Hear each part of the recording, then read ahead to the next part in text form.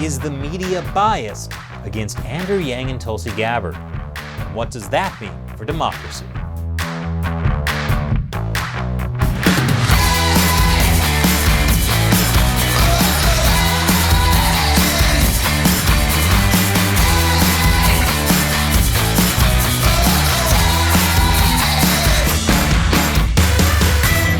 This is America Uncovered. I'm Chris Chappell.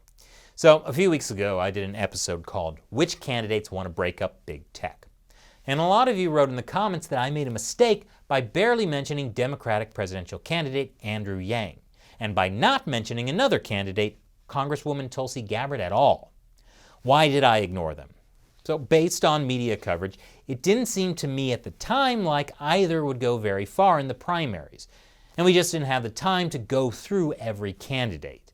I also didn't cover the policy positions of candidate this guy. But some of you pointed out that Gabbard and Yang had broad popular support that wasn't being reflected in the media, and they were sometimes polling better than more well-known candidates, like Senator Cory Booker. Sorry, Senator. Supporters of both Gabbard and Yang have complained that there's been a strong media bias against them. And I thought, well, they're hardly the only candidates to complain about not getting media coverage. But the media is probably not doing that on purpose.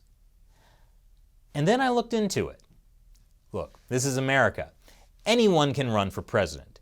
But at some point, we do need to separate out the serious candidates from those with less of a chance, including five-time actual presidential candidate Vermin Supreme.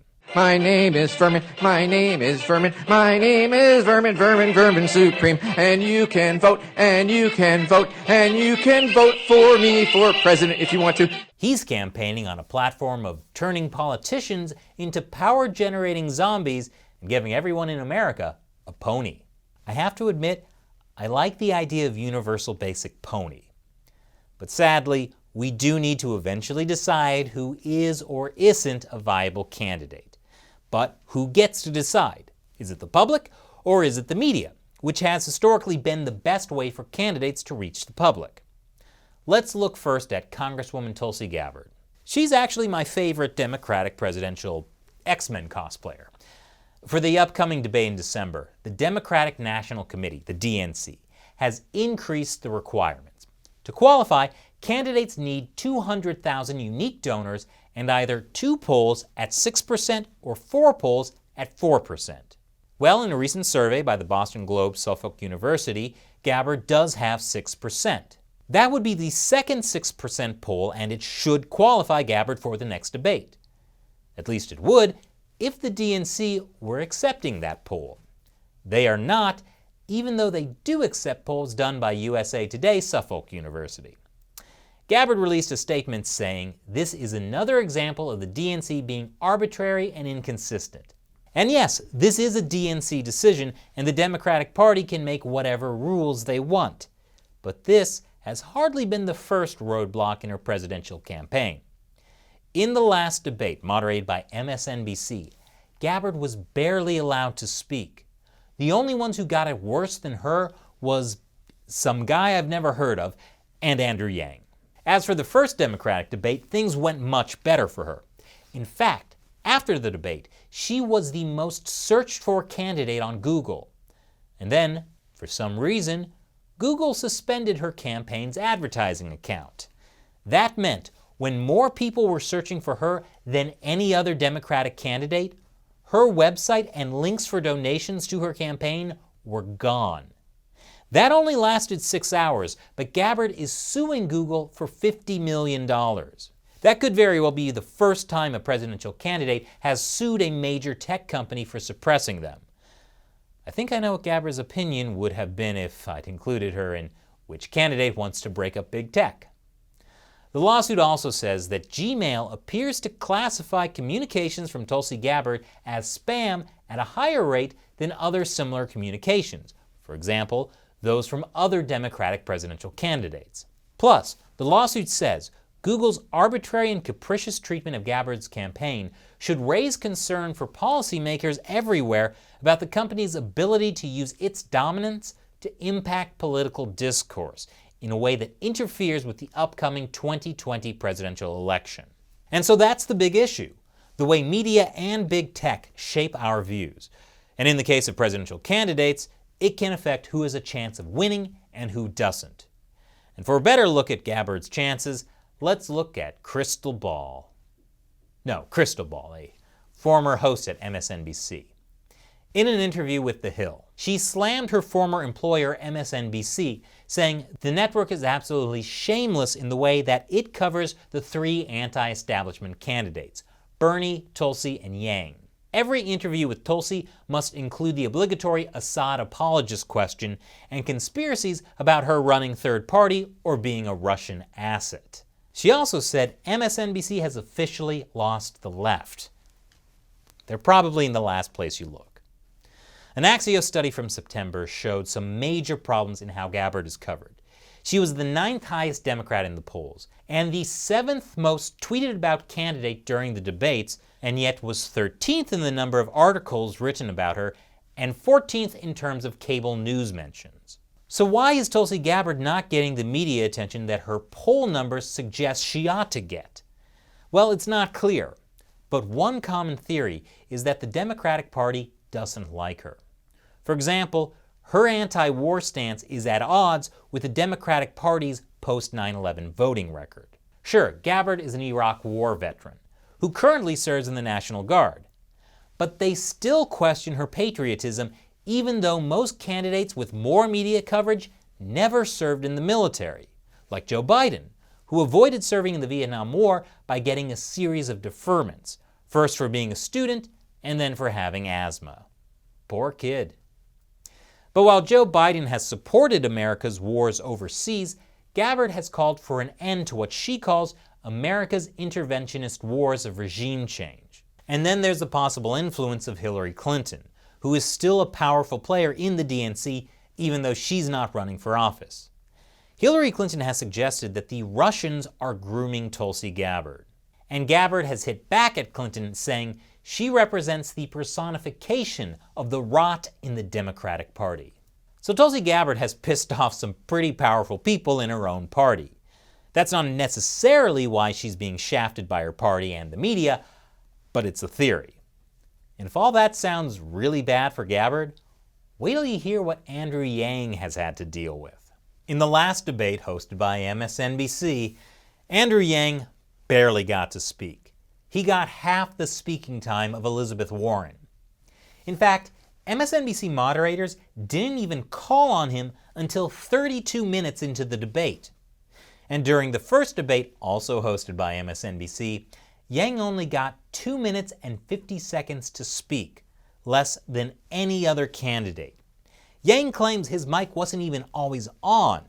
Yang's media coverage has been so bad that there is a website dedicated to the topic.